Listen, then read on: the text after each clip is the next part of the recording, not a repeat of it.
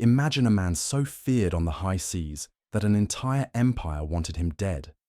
A man who raided Spanish ships, stole their treasure, and still managed to get knighted by the Queen of England. This is the story of Sir Francis Drake, the pirate who became a knight. The 16th century was the golden age of exploration and piracy. Spain and England were locked in a fierce rivalry, each trying to dominate the seas and claim new lands. And in the middle of all this chaos was Francis Drake, a sailor who didn't just follow the rules, he rewrote them. Drake was born around 1540 in Devon, England.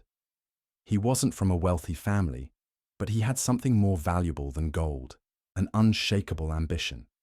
By his 20s, he was already making a name for himself as a sailor and privateer.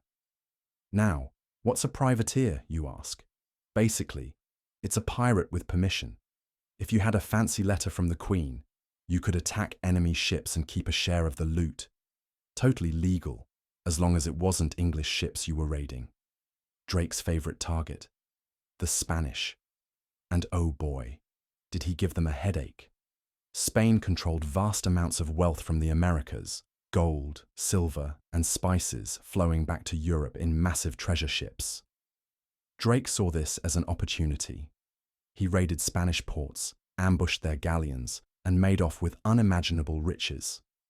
The Spanish had a nickname for him, El Draque, meaning the dragon, and they wanted him captured or killed at any cost. But Drake's most famous adventure was about to begin. In 1577, Queen Elizabeth I gave him a secret mission: sail around the world, raid Spanish settlements, and bring back as much wealth as possible. This was no ordinary voyage. It was an act of war disguised as exploration. Drake set sail with 5 ships, but by the time he reached the Pacific Ocean, only one remained, the Golden Hind. And with that single ship, he became a terror to the Spanish Empire.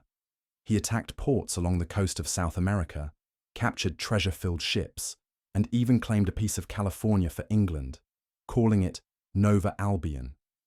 But here's the wild part. Drake didn't just rob and run. He actually completed the journey around the world, becoming the first Englishman to circumnavigate the globe.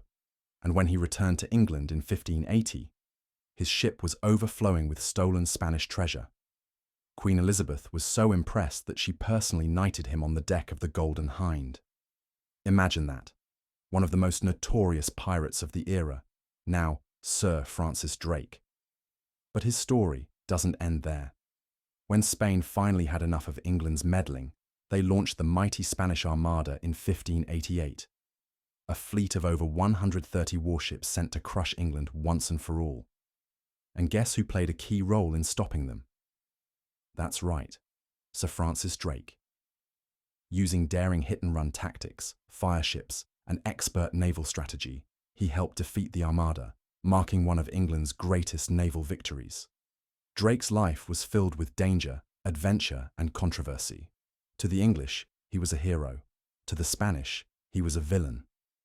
And to history, he's one of the most fascinating figures of the age of exploration. So next time you hear the word pirate, remember, some of them didn't just steal treasure, they rewrote history. Sir Francis Drake didn't just sail the seas, he owned them. Thanks for watching. If you enjoyed this story of adventure and piracy, hit that like button, subscribe for more epic tales, and let us know in the comments, which legendary explorer or pirate should we cover next? Until next time, keep exploring.